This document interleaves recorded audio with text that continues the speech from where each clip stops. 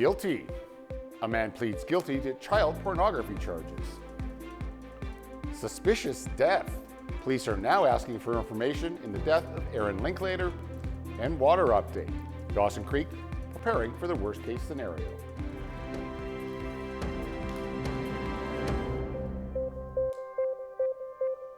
Well, good evening and thank you very much for joining us. And we begin tonight with a man pleading guilty to 2 counts of possession of child pornography. Disturbing images of children were found on 2 phones belonging to Luke Warner. Warner was sentenced to house arrest for 2 years less a day on September the 18th. The man will also be on probation for 3 years following his sentence. The 33-year-old pled guilty to both counts on a previous court date. Images were found on 2 of Warner's phones that met the criteria by definition of child pornography. It's believed Warner no longer lives in Dawson Creek. And police now calling a death in Dawson Creek suspicious. As we reported last night, investigators were back at the home of Aaron Linklater. Well, this was the scene Wednesday afternoon on 107th Avenue. Dawson Creek police were securing the property until the North District Major Crime Unit arrived from Prince George. Sources close to Linklater said 2 weeks ago that police did not deem his death to be suspicious. However, they now say that's no longer the case after police were called back to the home yesterday. CJDC-TV News has learned that someone close to Linklater called police this week to go to the home. There's been a number of attempted break-ins to the residence since his body was found back on September the 9th. It's not clear at this point what the investigation has turned up to change investigators' minds, but police are asking for anyone with information, dashcam, or surveillance footage of the neighborhood around the time Linklater's death to come forward. According to the latest measles update by the BC Centre for Disease Control, the spread of measles continues to slow across the province. Health officials confirming 1 new case across British Columbia, increasing this year's total to 268. They say that case was reported here in the Northern Health Region, bringing that count to 196. So far this year, the BC CDC has not reported any deaths associated with measles.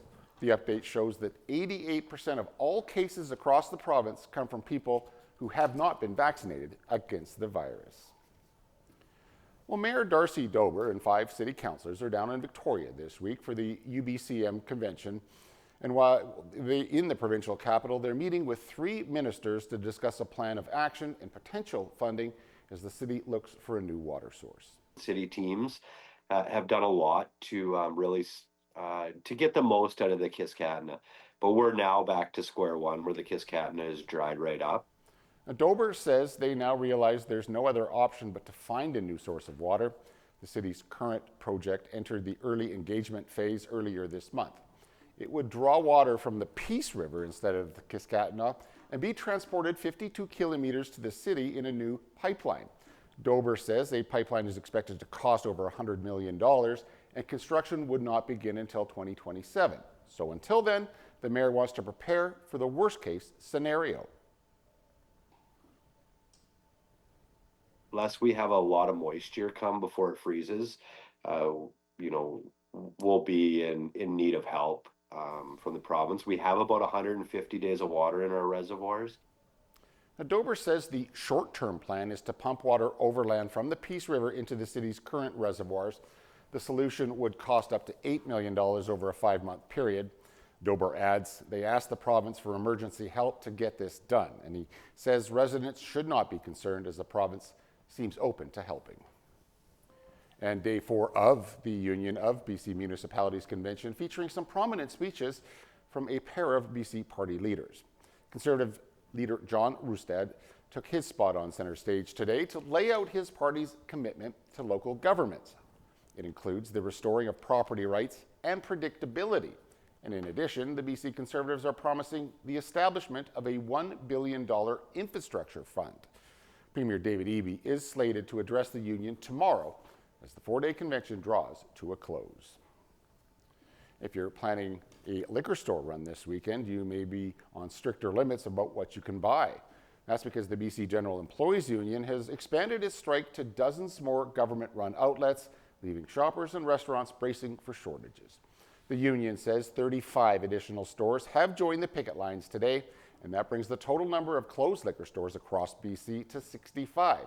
And that's nearly a third of all government-run locations across the province. The liquor distribution branch is already rationing supply. It's limiting customers to just 3 units per product per day. And while beer and Bordeaux wine are exempt, restaurants and importers are warning the disruption could mean fewer choices and longer wait times. Fortunately, we can't do that indefinitely. That's something that we've also said right from the beginning. What's changed is simply the government's refusal to negotiate, to come back to the table. Finch says the government has refused to come back to the bargaining table. He disputes Finance Minister Brenda Bailey's claim that back-channel discussions are underway. He says there have been no talks with the union, formal or informally, and Finch warns that job action will escalate if a new wage mandate does not come soon. Well, to the evolving situation now at an ostrich farm in Edgewood in the West Kootenays. The RCMP says they are now investigating escalating threats of violence against businesses who are believed to be linked to the looming cull of 400 ostriches. Mounties say companies across BC are being flooded with calls and emails that are intended to intimidate if they are participating with the cull at the Universal Ostrich Farm. One business in the Lower Mainland has reported threats of its employees being followed and shots fired at their homes. RCMP say they've launched a number of investigations with the goal of making arrests and recommending charges. The birds have been spared for the time being. That's thanks to an interim stay granted by the Supreme Court of Canada. Well, after more than 3 years on the run, there's confirmation tonight that British Columbia's most wanted fugitive has been captured. Rabi Al-Khalil, a 2-time convicted murderer who escaped from a jail in the Lower Mainland, has been arrested on the other side of the world. But now the question is, will he be extradited back to Canada? Ben Nesbitt reports. On a summer night in 2022, police say Rabi Al-Khalil, with the help of 2 men posing as contractors, escaped the North Fraser Pretrial Centre in Port Coquitlam. Now, after a 3-year international manhunt, his time on the run has come to an end. We have a confirmation which came on September 24th that Rabi Al-Khalil is in custody in Qatar. At the time of his escape, Al-Khalil, who had already been convicted of a murder in Ontario, was on trial for first-degree murder in connection with the deadly 2012 gang shooting at the Wall Centre in downtown Vancouver. He was later convicted in absentia of that crime. Earlier this month, the 2 men accused of helping him escape were charged. Reports of Al-Khalil's arrest surfaced earlier this month, but the RCMP confirmed Thursday he was caught under an alias sometime in September. We work collaboratively with our national and international partners. It shows the reach that we have and RCMP support that we are able to, no matter where our fugitives are, we are able to actually get them. Mounties say talks are underway to have him returned here. However, Canada and Qatar do not have an extradition treaty. There's no choice. They have to play let's make a deal. Vancouver-based immigration lawyer Richard Kurland says it's likely that Qatar was aware of Al-Khalil's presence for some time and that Canada eventually came to the table with something in return. It's getting the people who rule Qatar to go on your side and deliver the Canadian. They have to be motivated to do that, or else it'll take years. Something motivated Qatar now.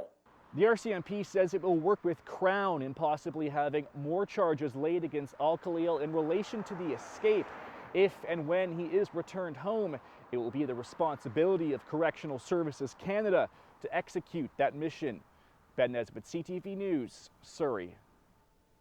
The man accused of murdering BC serial killer Robert Pickton has pleaded guilty, saying he did it for the victims. Martin Charret admitted to attacking Pickton with a broken broom at a Quebec prison last year. Charret has since pled guilty to first-degree murder. Pickton was convicted in the murder of 6 women back in 2007, but he later confessed to killing a total of 49 women after luring many to his pig farm in Port Coquitlam. Charret told the court Pickton had bragged about the murders and claimed he'd do it again if he was released. The RCMP have charged 7 people from the Greater Toronto area in connection with what it's calling one of the largest known drug trafficking operations conducted on the dark web in Canadian history. The RCMP describes the dark web as a hidden and encrypted part of the internet not accessible by regular search engines. It's used by criminals to conceal their identity and evade law enforcement.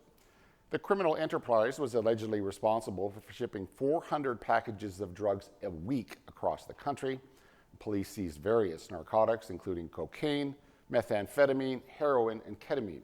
The group was identified on the dark web under the brand Road Runner. Canadian authorities say they were first notified by German police. The accused have been charged with various drug trafficking-related offenses. The Canadian Union of Postal Workers is declaring a nationwide strike effective immediately. It says the move is in response to an announcement by the federal government today. This afternoon, Ottawa is saying door-to-door mail delivery will end for almost all Canadian households within the next decade. CTV's Rachel Aiello has the details. We learned today that Canada Post is effectively insolvent, and the situation facing an institution generations of Canadians have relied on is unsustainable. So the government is forcing immediate changes to mail delivery to try and save money. How and how often Canadians' mail is delivered is changing. Today, the federal government directed Canada Post to end door-to-door delivery, lifting the decade-old moratorium on community mailbox conversions. I want to be clear. Canada Post has an obligation to serve all Canadians in every community in Canada, and that will not change. While 3/4 of Canadians already receive mail in a communal location, within the next 9 years, the remaining 4 million addresses will stop seeing mail carriers at their door. Canada Post will inform Canadians as they go. Citing reduced demand, Canada Post is also being told to lower its letter mail delivery standard, meaning instead of it taking between 2 and 4 days for small deliveries, it could take up to 7. And changes are also coming to rural post office operations, as recently recommended by an industrial inquiry. These measures will help stabilize Canada Post's financial situation by generating close to $500 million per year. Since 2018, Canada Post has lost more than $5 billion and is on track to lose close to $1.5 billion more this year. The government says while it is removing barriers to reform, the corporation also needs to reduce costs and review its management structure. In a statement, Canada Post said it welcomes the changes and vowed to work with urgency to implement them. Rachel Aiello, CTV News, Ottawa. The strike by flight attendants at Air Canada this summer was a costly one for the airlines. The company is now estimating the labor disruption hurt operating income by $375 million. The airline says refunds, customer compensation, lower travel bookings, and increased operating costs all contributed to the hit in revenue. Just weeks ahead of the federal budget, there are projections that Ottawa's annual deficit could balloon now to $68.5 billion this year. CTV's Abigail Beeman has a look at the implications. The parliamentary budget officer briefs a committee of MPs on his new economic and fiscal outlook. I think everybody should be concerned. It's a really serious day. The report projects a sharp hike to the annual deficit from $51.7 billion last year to $68.5 billion this year. All of which will add to the cost of living for Canadians. How is it possible that any prime minister could have been more expensive than Trudeau? A large part of that is in response to what has happened, not by choice, but we had to be there for workers. If you're in the auto sector, the steel industry, in the forestry industry, you expect your government to be there.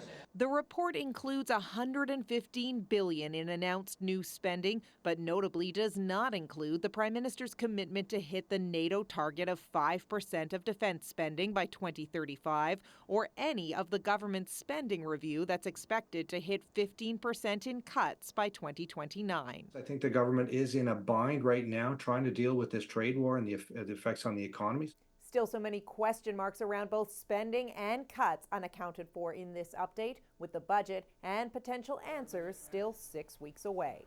Abigail Beeman, CTV News, Ottawa. Meanwhile, Prime Minister Mark Carney will be in the United Kingdom for the next few days. The Prime Minister leaving today for London, where he will meet with Keir Starmer. It'll be Carney's second official visit as Prime Minister and his third one-on-one meeting with his UK counterpart. The Prime Minister will also have discussions with the leaders of Iceland, Australia, Spain, and Denmark.